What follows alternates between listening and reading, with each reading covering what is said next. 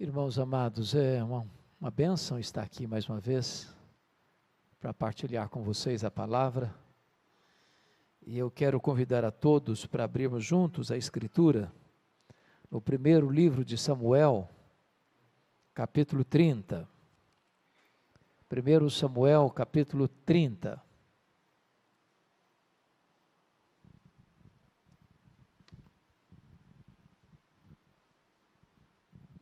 Está escrito o seguinte: Sucedeu, pois, que chegando Davi e os seus homens ao terceiro dia, a Ziclague, já os amalequitas tinham dado com ímpeto contra o sul Ziclague, e a esta ferido e queimado.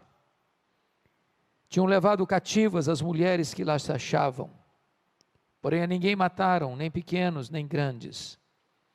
Então somente os levaram consigo e foram o seu caminho. Davi e os seus homens vieram à cidade, e ei-la queimada. As suas mulheres, seus filhos e suas filhas eram levados cativos. E então Davi e o povo que se achava com ele, ergueram a voz e choraram, até não terem mais forças para chorar. Também as duas mulheres de Davi foram levadas cativas, Ainoã, jezreelita, e Abigail, a viúva de Nabal, o carmelita. Davi muito se angustiou, pois o povo falava de apedrejá-lo, porque todos estavam em amargura, cada um por causa de seus filhos e de suas filhas. Porém Davi se reanimou no Senhor seu Deus. Disse Davi a Abiatar, o sacerdote, filho de Aimeleque: Traze-me aqui a estola sacerdotal. E Abiatar a trouxe a Davi. Então consultou Davi ao Senhor, dizendo: Perseguirei eu o bando? Alcançá-lo-ei? Respondeu-lhe o Senhor: Persegue-o, porque de fato o alcançarás, e tudo libertarás. Partiu, pois, Davi, ele e os 600 homens que com ele se achavam, e chegaram ao ribeiro de Besor, onde os retardatários ficaram. Davi, porém, e 400 homens continuaram a perseguição, pois que 200 ficaram atrás, por não poderem, de cansados que estavam, passar o ribeiro de Besor. Verso 18. Assim Davi salvou tudo quanto haviam tomado os amalequitas. Também salvou as suas duas mulheres. Não lhes faltou coisa alguma, nem pequena nem grande, nem os filhos, nem as filhas, nem o despojo. Nada do que lhes havia tomado, tudo Davi tornou a trazer. Também tomou Davi todas as ovelhas e o gado, e o levaram diante de Davi e diziam: Este é o despojo de Davi. Amém. Mantenha a sua Bíblia aberta nesta passagem comigo.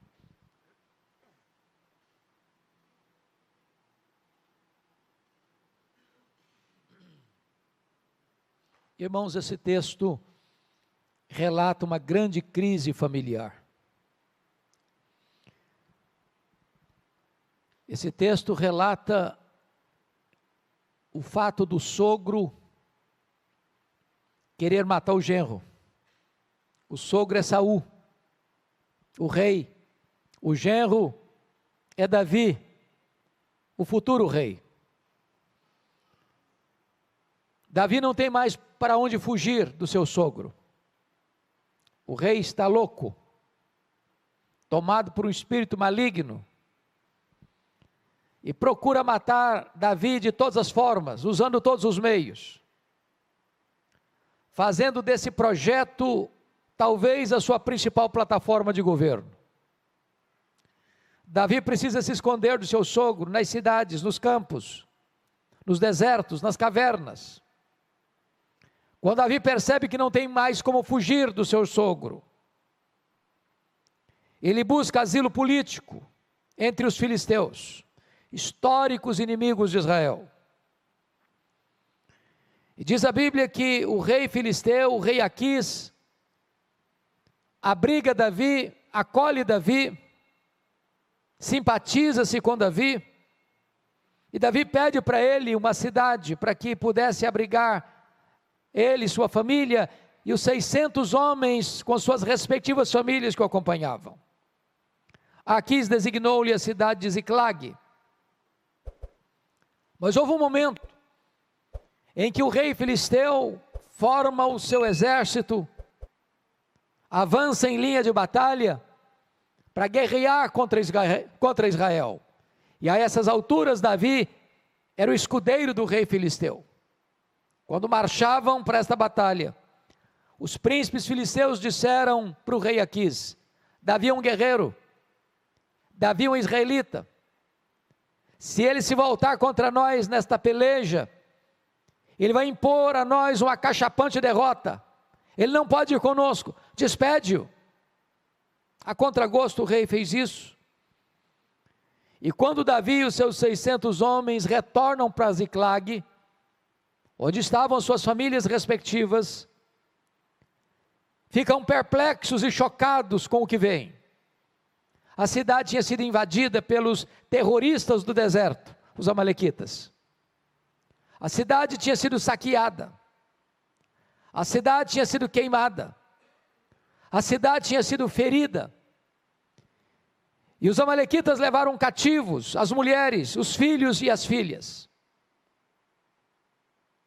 Quando Davi vê essa cena, ele e os seus homens choraram até não terem mais forças para chorar.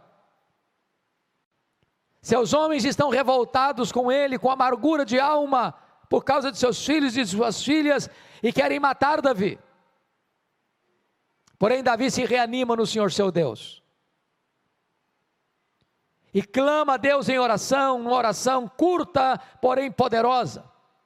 Ele pergunta para Deus: perseguirei eu o bando? Alcançá-lo-ei? Em outras palavras, meu Deus, eu vou aceitar passivamente a decretação da derrota, ou eu vou reagir? E Deus responde para Davi: persegue o inimigo, Davi, porque tudo que ele tomou de você, você vai trazer de volta. Diz a Bíblia que Davi foi, que Davi lutou, que Davi venceu, que Davi tomou tudo de volta, não ficou nada para trás, nem as mulheres, nem os filhos, nem as filhas, nem as coisas grandes, nem as coisas pequenas, tudo Davi tornou a trazer. Esse texto, irmãos, enseja-nos algumas lições. Talvez a maior crise do mundo não é a crise que hoje atinge a Rússia e a Ucrânia, que bota o mundo na ponta dos pés. E as nações, como disse esta semana um analista político, não têm amigos, nações têm interesses. Esta guerra só não é estancada porque o arsenal que a antiga União Soviética, hoje Rússia, tem, juntamente com os Estados Unidos, já dito por Mikhail Gorbachev em 1985 no livro Perestroika, dá para destruir o planeta completamente, transformando em poeira cósmica 16 vezes. Mas a maior crise não é a política, não é a econômica. A maior crise da humanidade é a crise da família. E esse texto mostra para nós como o inimigo ataca a família. E eu gostaria que você, com a Bíblia aberta, pudesse observar comigo como é esse ataque furioso, implacável do inimigo contra a família. Em primeiro lugar, este ataque é um ataque implacável. Veja comigo o versículo 1. Já os amalequitas tinham dado com ímpeto contra o sul Ziclag. Esta palavra ímpeto quer dizer que o ataque foi furioso, foi avassalador, foi arrasador, foi irresistível. É assim que o inimigo ataca a família, para destruí-la, para desconstruí-la, para miná-la. Quantas famílias sendo alvos desse ataque, irmãos? Eu nunca me esqueço Um dia eu estava pregando aqui em Vitória, numa casa. E enquanto eu pregava, pastor Jailton, uma mulher chorava convulsivamente. Quando eu terminei a mensagem, eu fui procurar aquela mulher e disse: o que está acontecendo? Ela me respondeu assim: pastor, o diabo destruiu a minha vida. E eu disse: mas o que a senhora quer dizer com isso? Ela respondeu: eu tinha uma família, meu marido, meus 2 filhos, um bom apartamento, um bom salário, mas nós não tínhamos paz. Havia uma nuvem escura, havia um ambiente pesado na nossa casa. E ela disse: um dia eu acordei assustada, com o grito, apavorado dos meus filhos, e quando eu me levantei, o meu marido não estava do meu lado. Eu corri na direção do quarto, a porta estava trancada. Eu bati a porta não se abriu. Eu arrombei a porta e me deparei com um quadro horrível. O meu marido estava apunhalando os nossos filhos. E quando eu entrei no quarto, ele enterrou o punhal sobre o próprio peito e caiu ensanguentado sobre os corpos sem vida dos meus filhos. Ela me disse: eu levei toda a minha família para o cemitério. O diabo destruiu a minha vida. Notinha de rodapé. O ano passado, há 2 anos, ao melhor juízo, 2 anos, nós estávamos aqui no centro da cidade, distribuindo o folheto cada dia, o livreto cada dia. E uma mulher olha para mim, me reconhece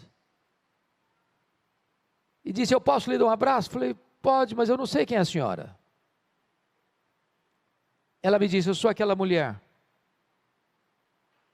que há tantos anos estava naquele culto que o senhor pregou.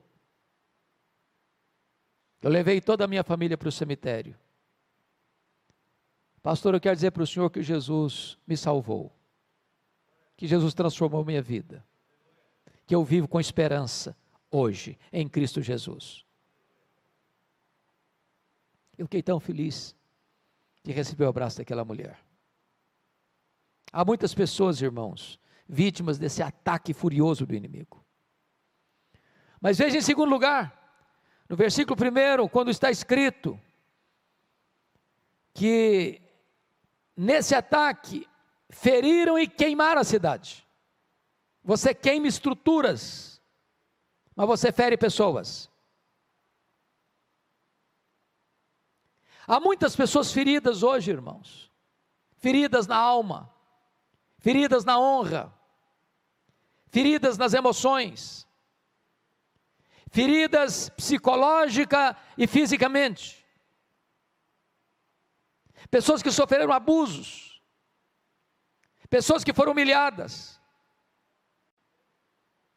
pessoas que vivem até hoje esse drama. Eu estava certa feita na cidade de Patrocínio, pregando num congresso de médicos e enfermeiros e enfermeiras cristãs, e me lembro que havia uma enfermeira muito sorridente, muito alegre, muito extrovertida, fazendo a recepção. Quando eu preguei a minha primeira palestra, dei a minha primeira palestra, aquela enfermeira se aproximou de mim e me fez uma pergunta muito curiosa. Ela me disse assim: o senhor está vendo esse sorriso bonito que eu tenho? Eu disse: é claro, é impossível não ver. Ela me respondeu: mas esse sorriso é uma mentira, pastor. Por trás desse sorriso eu carrego uma alma enferma, doente, ferida. Há muitas pessoas que estão sorrindo, mas lá no silêncio do travesseiro choram. Lá no recesso da alma estão doentes, cativas, feridas, machucadas emocionalmente. Um dia um irmão me procurou e disse: pastor Hernandes, o senhor não conhece a minha mãe? A minha mãe tem quase 80 anos, e a minha mãe é uma mulher triste. Desde que eu a conheço, eu sou o filho mais velho, ela é uma mulher triste. Já levamos para todo tipo de médico que o senhor possa imaginar. Já tomou todo tipo de remédio que o senhor possa pensar. Nada, ninguém curou até hoje a tristeza crônica da minha mãe. O senhor podia orar por ela. Eu disse, eu vou orar por ela. Quando eu cheguei naquela casa, aquela senhora estava sentada com semblante abatido, com um olhar distante. Eu fui conversando com ela. Daqui a pouco, pela graça de Deus, ela disse para sua família, eu quero ficar sozinha com o pastor. Quando eu fiquei sozinho com ela, ela me olhou nos olhos e me disse assim, pastor Hernandes, eu sofro há 60 anos. Disse, o que houve? Ela me disse, eu traí meu noivo. Ele nunca ficou sabendo. Fui casada há muitos anos, já sou viúva há tantos anos. Mas aquele pecado está tão vivo na minha memória como se eu tivesse cometido hoje de manhã. Eu não tenho paz. Eu vivo numa masmorra emocional. Eu sou atormentada todo dia pelo chicote da culpa. E eu confesso para vocês que eu chorei com aquela mulher. Por ver como o inimigo tinha mantido aquela mulher debaixo das suas garras. Tantos anos. E eu falei para ela de Jesus. E eu falei para ela da graça. E eu falei para ela da cruz. E eu falei para ela do perdão que há em Cristo Jesus. E eu falei para ela do sangue do Cordeiro que pode nos purificar de todo o pecado. E naquele dia aquela mulher se rendeu a Jesus. Sorriso brotou nos seus lábios. E eu tive o privilégio de acompanhá-la, de discipulá-la. Até o dia que, 10 anos depois, o Senhor Jesus a chamou para si. Mas estava machucada e ferida há tantos anos. Se vocês olharem comigo no verso 3, quando o inimigo vem para atacar, irmãos, o principal alvo é a família. Porque se você desconstrói a família, você atinge a igreja. Se você desestrutura a família, você arrebenta com a sociedade. Não há igreja forte com famílias fracas, não há sociedade forte com famílias doentes. Você percebe aí que os inimigos levaram cativos as mulheres, os filhos e as filhas, e eu pergunto a você, como é que um homem pode estar bem, sabendo que a sua mulher está prisioneira do inimigo? Como é que um pai e uma mãe podem estar bem, sabendo que seus filhos estão nas mãos do inimigo?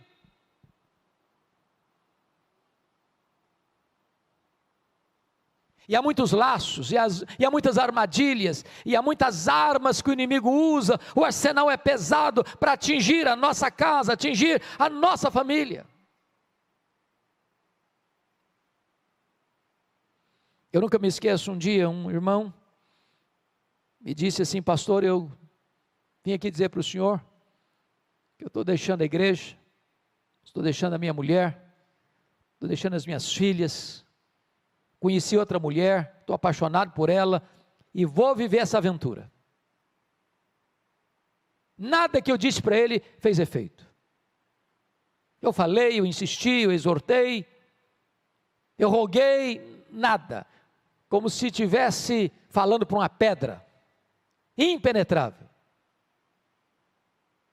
Algumas vezes eu fui visitar aquele homem, e encontrava despachos aos demônios dentro da sua casa. E eu exortava e não valia nada. Aquele homem chegou a ponto de ir para cemitérios à meia-noite, fazer despacho aos demônios. E eu exortava, valia nada. Um dia eu cheguei para aquele homem e disse, eu preciso contar uma história para você. E eu contei a história que eu vivi na África do Sul, lá entre os Zulus. Os Zulus têm uma prática curiosa. Quando um rapaz começa a namorar com uma moça, o rapaz dá um lenço branco para ela. Enquanto o namoro durar, a moça fica com o lenço branco. Se o namoro terminar, ela precisa devolver o lenço branco para o rapaz. Se ela não devolver, é como se ela quisesse ou desse liberdade para aquele rapaz até abusar dela. Nós estávamos na missão, quando aconteceu um fato de um ex-namorado abusar de uma moça. a ex-namorada. Os pais levaram o caso às autoridades. A primeira pergunta que foi feita foi essa, para a menina: você devolveu o lenço branco para o rapaz? Ela disse não. E eles disseram: então não podemos fazer nada, essa é a nossa cultura. E eu disse para aquele homem: você precisa devolver o lenço branco. Passaram-se uns 3 meses, pastor Jailton. Eu estava no gabinete pastoral, aqui na sala 1, o telefone tocou, era ele. E ele me disse: pastor, corre na minha casa, que eu quero devolver o lenço branco. Corri para lá. Irmãos, poucas vezes eu vi uma cena daquela na vida. Ele é sentado na minha frente, de repente aquele homem começa a tremer da cabeça aos pés. Esse homem começa a suar a roupa, a ponta da roupa ficar completamente encharcada. E eu sabia o nível da batalha espiritual que ele estava vivendo. E eu disse: você quer devolver o lenço branco? Ele disse: pastor, eu preciso. Disse: então você vai pegar uma caixa, e tudo que você tiver de feitiçaria dentro dessa casa, bote dentro dessa caixa. E aí começou a trazer velas, patuás, aventais, correntes e tantas outras coisas. Encheu aquela caixa. Eu disse: agora nós vamos levar para o quintal e queimar isso, como um símbolo do rompimento com toda a prática de feitiçaria. Peguei 1 litro de álcool, charquei tudo aquilo com álcool. Ele pegou o palito de fósforo, riscou e não pegou fogo. Riscou o segundo palito de fósforo, não pegou fogo. Ele deu uma risada, uma gargalhada cavernosa e disse: não vai pegar fogo.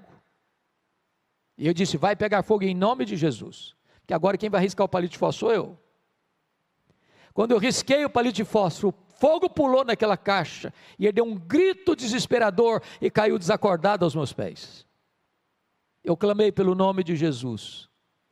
O Senhor trouxe aquele homem à consciência, com o coração quebrantado, arrependido, e Deus libertou naquele dia, naquela circunstância. Mas estava prisioneiro do inimigo. Agora notem, outra artimanha do inimigo, irmãos, está aí no versículo de número 6. Davi muito se angustiou, pois o povo falava de apedrejá-lo, porque todos estavam em amargura, cada um por causa de seus filhos e de suas filhas. Notem vocês, quando eles chegam, aqueles homens leais a Davi, aliados de Davi, soldados de Davi, se colocam contra Davi, para matá-lo. Tem hora que eu fico me colocando no lugar de Davi, com um pastor que tem uma igreja de 600 membros, não tem nenhum membro do lado do pastor, todos querem matá-lo. Eu acho que eu me desidrataria, eu acho que eu acabaria ali, liquefeito, uma situação dessa. Mas aqui está um retrato, irmãos, que acontece hoje. Surge um problema na família, marido acusa a esposa acusa o marido, os pais acusam os filhos acusam os pais, vira um pé de guerra dentro de casa, por não discernir as coisas espiritualmente.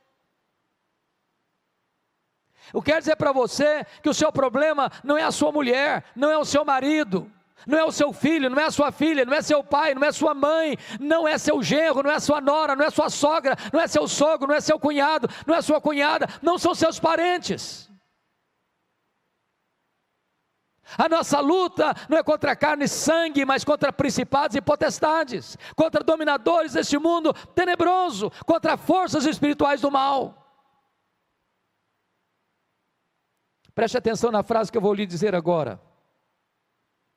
Quando você faz do aliado inimigo, você faz do inimigo aliado. É hora da família se unir, é hora da família orar, é hora da família compreender contra quem é a luta, senão nós vamos gastar nossas energias lutando uns contra os outros, machucando uns aos outros, querendo apedrejar uns aos outros. Mas em último lugar, nessa estratégia do inimigo, nesse primeiro ponto, vá comigo ao verso 16 desse texto. Nós não lemos no começo, vamos ler agora. Veja o que está acontecendo aí. Eis que estavam espalhados sobre toda a região, comendo, bebendo e fazendo festa por todo aquele grande despojo que tomaram da terra dos filisteus e da terra de Judá. Quando o inimigo ataca o povo de Deus, fere o povo de Deus, torna cativo alguém do povo de Deus, o texto está dizendo aí, esse inimigo celebra, festeja, acerca dessa vitória.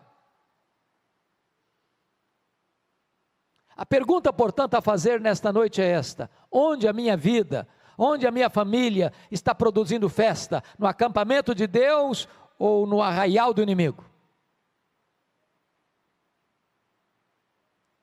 Me permita ilustrar isso. Acho que todos vocês conhecem a história de Sansão. Sansão era um milagre de Deus. Sua mãe era estéril. Seu nascimento foi anunciado por Deus.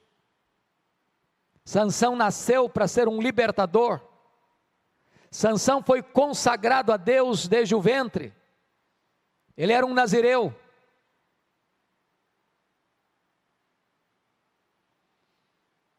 E como nazireu que era, ele não podia fazer três coisas. Ele não podia tocar em cadáver, ele não podia beber bebida forte, beber vinho, e não podia cortar o cabelo. De todos os juízes de Israel, só ele fez carreira solo.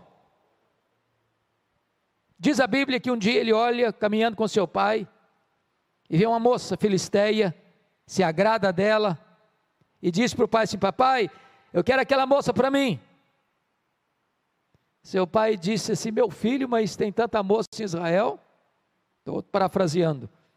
Você vai logo se engraçar com essa menina?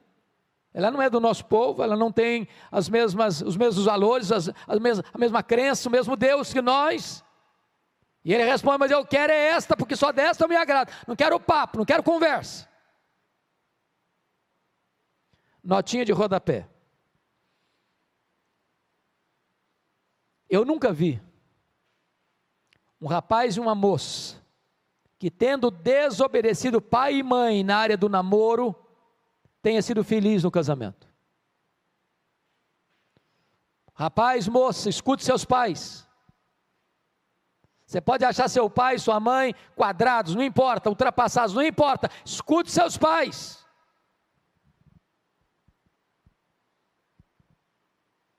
Pai e mãe, tenha coragem de interferir no namoro de seus filhos. Eles podem até não gostar, eles podem até chorar, mas choro não mata filho não, mas casamento ruim mata. Se o pai e a mãe estão percebendo que o menino chega em casa chorando, a menina chega em casa chorando, atendeu o telefonema, termina o telefonema chorando, está na hora de parar com esse namoro. Que namoro ruim é um ensaio para um casamento trágico. Diz a Bíblia que o Sansão está indo para a casa da moça, e de repente um leão novo sai em cima dele, ele pega o leão e rasga como se rasga um cabrito. Eu, quando leio esse texto, começo a dar risada, porque eu não consigo rasgar um coelho, quanto mais um cabrito e um leão. E aí jogou o corpo do leão para lá, no dia do casamento.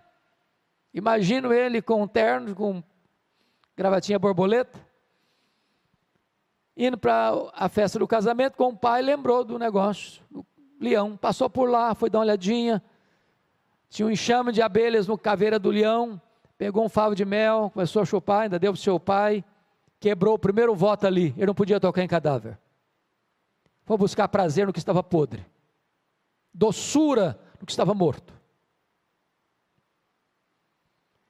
Aí o texto prossegue que ele chega lá e dá uma festa de casamento de arromba, porque não queria ser diferente dos moços da sua época. Ele era nazireu. Na festa dele não podia ter bebida forte, mas ele não teve coragem, ele não teve peito para ser diferente. Notinha de rodapé de novo, irmãos. As nossas festas de casamento no meio evangélico, Brasil afora, via de regra, estão se transformando numa vergonha. Uma vergonha. Você sai da igreja, culto lindo, música linda, pregação da palavra de Deus, e vai para um cerimonial chique, bonito, e lá o pau rola. O pau rola. A música que rola lá não tem nada a ver com Deus mais não. Bebida alcoólica tem todas.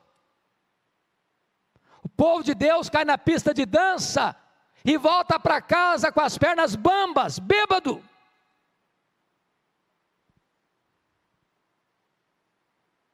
Precisaríamos ter coragem para dizer, não, eu sou crente, eu sou nazireu, sou consagrado, a minha festa é diferente.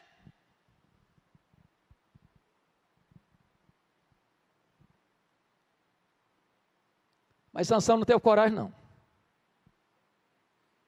E diz a Bíblia que aquele casamento devia ir para o livro dos Guinness, porque nem lua de mel teve. E a pessoa sai da festa para matar 30 filisteus, eu não acho graça nenhuma nisso. Quando ele volta, o sogrão dele tinha dado a mulher dele para outro homem. Ele ficou irado, queimou a campinha dos filisteus, deram um jeito de prendê-lo, usando os próprios israelitas para prendê-lo. Ele mata 1000 filisteus com a queixada de jumento, desce a Gaza, e diz a Bíblia que lá ele se deita com a prostituta, um homem de Deus, cheio do Espírito Santo, porque um abismo leva a outro abismo. E ele sai de Gaza com o portão da cidade nas costas, e com os pecados da cidade no coração, e vai deitar no colo de Dalila, já que tinha quebrado os 2 primeiros votos, e agora ele começa a brincar de novo, até que Dalila, na 4ª vez, consegue cortar o cabelo dele, por meio dos filisteus, e ele que já tinha se livrado da primeira, da segunda, da terceira vez, diz, ainda desta vez eu me livrarei. Livrou coisa nenhuma, ficou preso. O pecado é assim, você se livra da primeira, da segunda, da terceira, na 4ª você fica. Sansão, luz, ficou nas trevas, ficou cego. Sansão, libertador, ficou preso. Sansão, homem que deveria trazer glória para o nome de Deus, foi levado para o templo de Dagon, e lá eles zombam de Deus, escarnecem dele, porque um servo de Deus brincou com o pecado, foi motivo de festa no arraial do inimigo, e não no acampamento de Deus. É claro que se eu terminasse aqui, você ficaria desesperado, e eu também. O que você faz quando você constata que o inimigo está atingindo a sua casa, a sua família? Primeiro lugar, versículo 4, olha comigo. Então Davi e o povo que se achava com ele ergueram a voz e choraram, até não terem mais forças para chorar. Irmãos amados, essa é a necessidade da igreja hoje, da minha vida, da sua vida, da nossa casa. Hoje o povo de Deus está chorando com os melodramas de Netflix. Mas às vezes não choramos pelo estado espiritual da nossa vida, da nossa casa, da nossa família.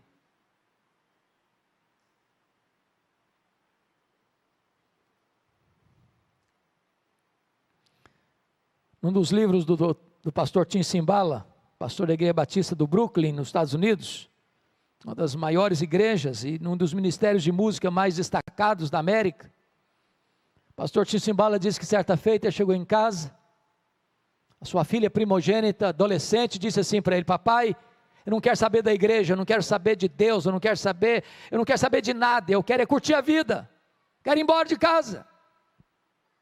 E o pai pediu, insistiu, chorou, não adiantou não, a menina pegou a mochila, saiu de casa. Pastor Tim Cymbala chegou a pensar em largar o ministério. Um dia um colega dele ligou para ele da Flórida e disse, pastor Tim Cymbala, esquece essa menina, toca a sua vida, toca o seu ministério, ela não está nem aí com você. Mas eu pergunto, que pai esquece uma filha, que mãe esquece um filho? Ele relata que naquela semana,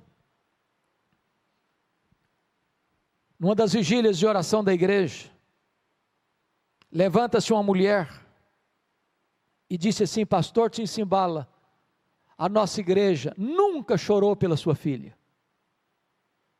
A nossa igreja nunca levantou um clamor em favor da sua filha. E ele diz que naquela noite, naquela madrugada, os crentes presentes naquela reunião de oração deram as mãos, fizeram um grande cordão ao redor dos bancos. E aquele templo se transformou numa sala de parto, de gemidos, de soluços, de lágrimas.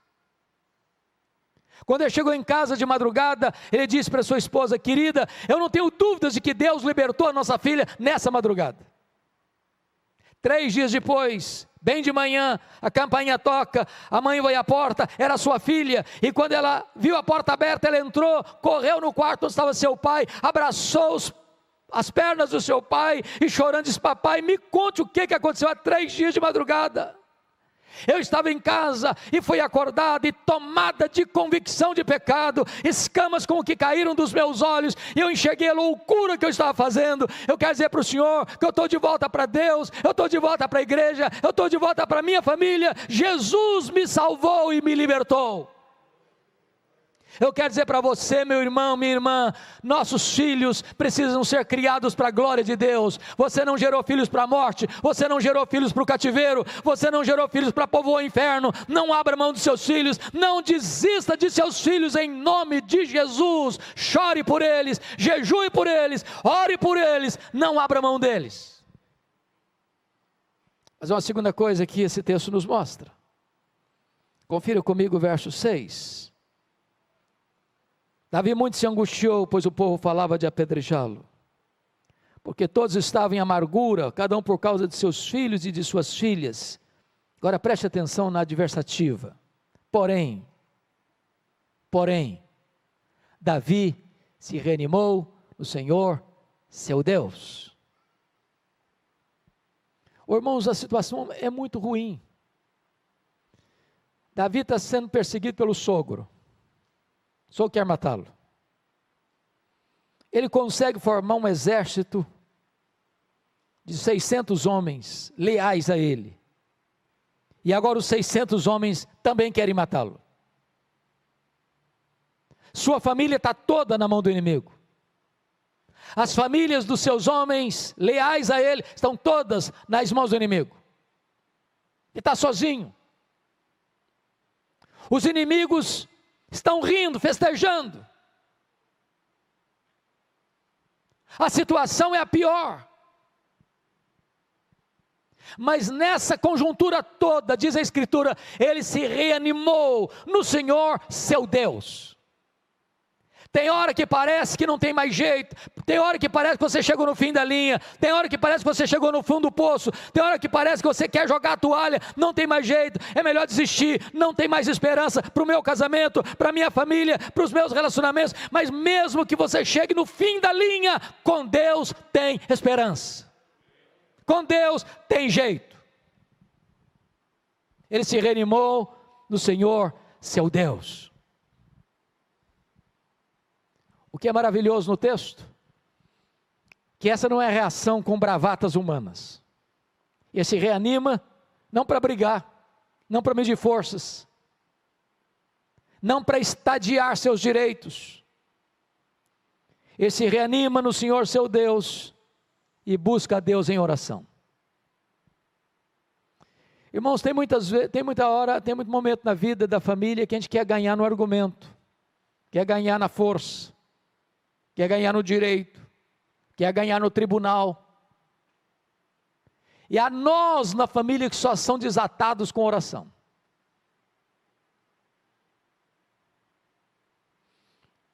E pastor Jailton, me parece que essa é uma das orações mais curtas da Bíblia.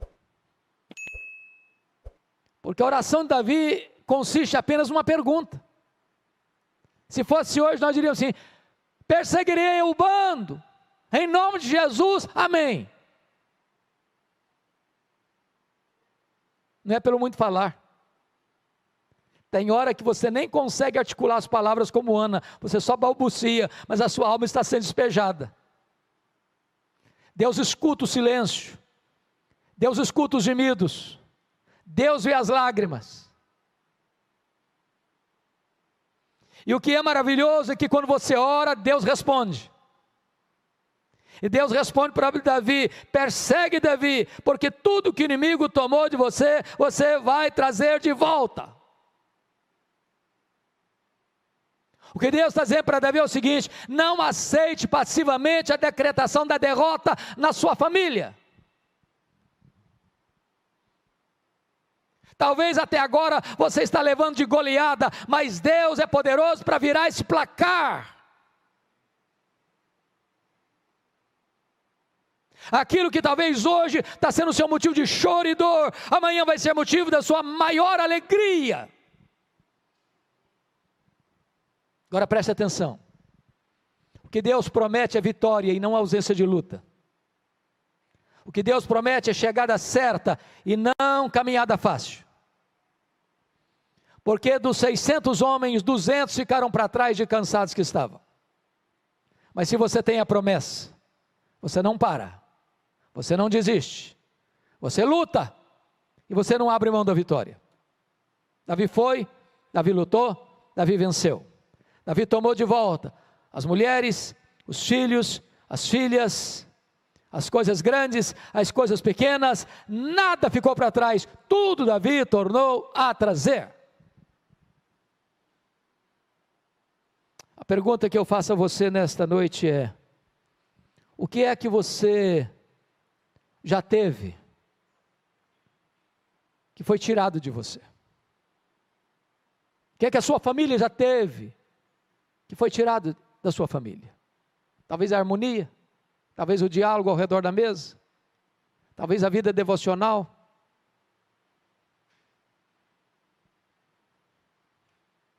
Talvez o carinho, o afeto conjugal, relacionamento gostoso, harmonioso com os filhos, com os pais.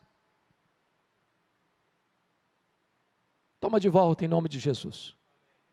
Toma de volta em nome de Jesus. Eu quero concluir levando vocês ao livro de Êxodo. Para mim é o livro mais importante da Bíblia na área de batalha espiritual.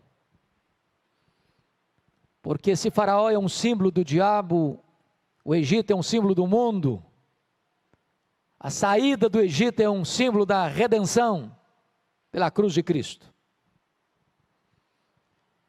E quando Moisés liderava esta saída do Egito, da escravidão do Egito, Faraó tentou 4 alternativas para impedir o povo de sair. A primeira delas está no capítulo 8, verso 25. Faraó disse para Moisés assim: Moisés, adore a Deus aqui mesmo, sirva a Deus no Egito mesmo, não precisa sair do Egito para servir a Deus, levante altares aqui. E a ideia de que você pode ser crente sem mudar de vida. Moisés rejeitou decisivamente essa proposta. Disse: não, nós vamos embora. Egito é lugar de escravidão, nós vamos embora, somos livres agora, estamos saindo aqui. Aí o faraó partiu para a segunda proposta, está no capítulo 8, verso 28. Tá bom, então vocês vão embora, mas não vá muito longe não, fica aqui por perto. E ele até disse: ore por mim. Deixa eu dizer uma coisa: o diabo nunca é tão perigoso como quando ele veste a capa da piedade. É a ideia de que você pode ficar no fio da navalha. É a ideia de que você pode dizer assim: eu sei até onde eu posso ir e a hora que eu devo parar. É a ideia de você desfrutar da igreja e do mundo ao mesmo tempo. Ter vida dupla. Moisés recusou frontalmente. Bom, os vizinhos, nós vamos embora. Aí o faraó partiu para a terceira proposta, capítulo 10, versos 10 e 11. Tá bom, vocês podem ir embora. Cabecinha branca, pode tudo ir embora. Vocês servem a Deus. Os jovens, as crianças ficam no Egito. Irmãos, essa proposta hoje está tão sutil, porque tem muita gente hoje, que pensa isso. A juventude passa, Jovem tem que curtir a vida.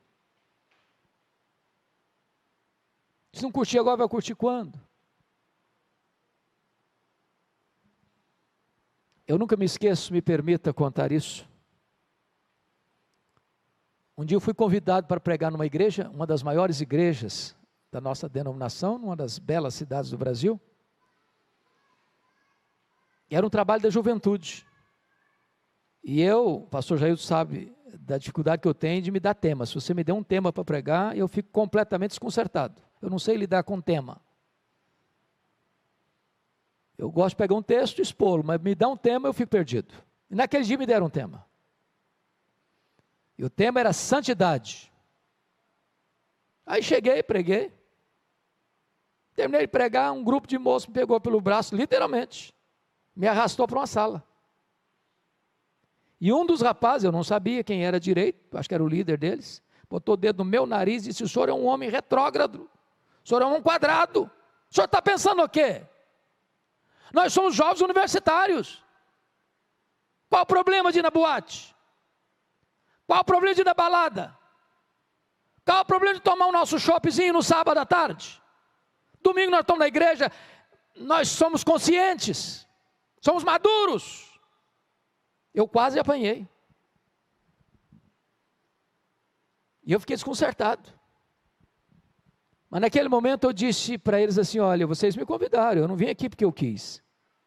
Vocês até me deram um assunto para tratar. Agora, antes de ir embora, eu preciso dizer para vocês, então, duas coisas.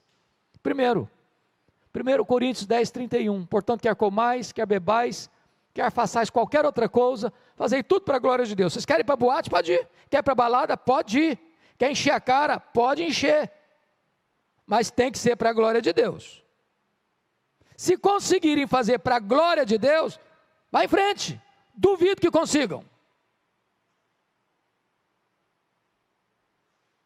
Segunda coisa, Colossenses 3,17, e tudo que fizerdes, seja em palavra, seja ação, fazer em nome do Senhor Jesus, dando por isso graça a Deus Pai. Então eu falei, quando vocês forem para a balada, você tem que dizer isso: estou aqui em nome de Jesus, oh meu Deus, para a glória do teu nome, estou enchendo a cara aqui. Se conseguirem, vão em frente, e até logo. Saiu mais rápido. Me deu uma amnésia, pastor. 10 anos depois, recebo um convite, esqueço. Era na mesma igreja. Quando eu chego, uma mulher me aborda, me fazendo a pior pergunta que você pode fazer para um pastor. Nunca faça essa pergunta para um pastor. Perguntou assim: o senhor se lembra de mim? Essa pergunta é horrível, porque normalmente a gente não lembra mesmo. Eu olhei, tornei a olhar, falou: ô minha irmã, a senhora me desculpa, mas não lembro não. Ela me disse assim: eu sou a mulher daquele rapaz que botou o dedo no seu nariz. Falei: pronto, não apanhei da primeira, vou apanhar da segunda. Não apanhei do filho, vou apanhar da mãe. Eu disse: minha irmã, o que aconteceu com seu filho? Ela me disse: pastor Hernandes, naquele dia que o senhor confrontou meu filho, Deus mudou a história dele. Meu filho é um homem de Deus. Meu filho é um homem cheio do Espírito Santo. Meu filho compreendeu que a vida com Jesus vale a pena. Então deixa eu dizer uma coisa para você: lugar de jovem curtir a vida é na igreja, é na casa de Deus, porque é na presença de Deus que tem plenitude de alegria. Mas eu partir para a quarta proposta.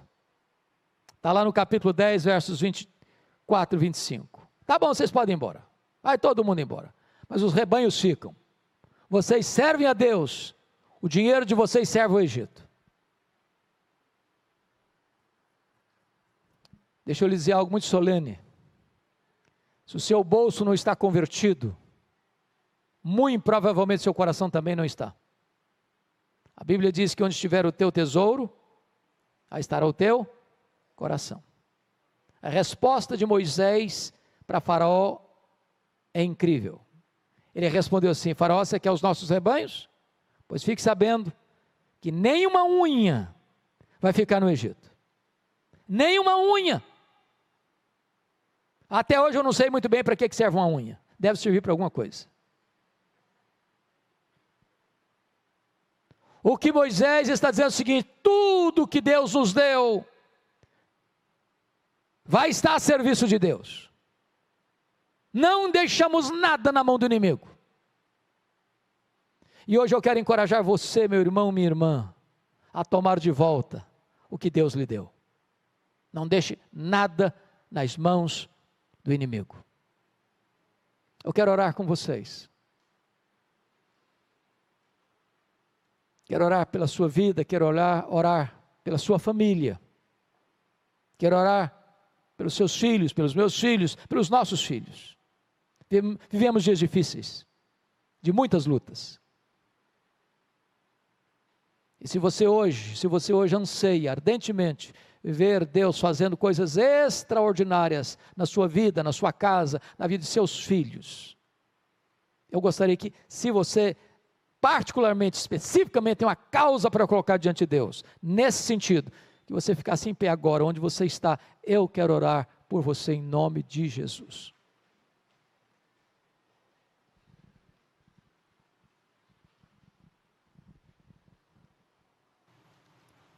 Senhor Deus, nós te adoramos nesta noite, porque esta história vivida por Davi, tem se repetido ao longo dos tempos, e nós temos visto, meu Deus, quantas vezes o inimigo tem cirandado com famílias, trazendo dor, choro, sofrimento, angústia. Oh meu Deus, em nome de Jesus, que Tu nos livres das ciladas do diabo, das armadilhas, dos laços do passarinheiro, que Tu disperses a nossa geração, Senhor, que Tu disperses os casais da igreja, as famílias da igreja, para que vigiemos,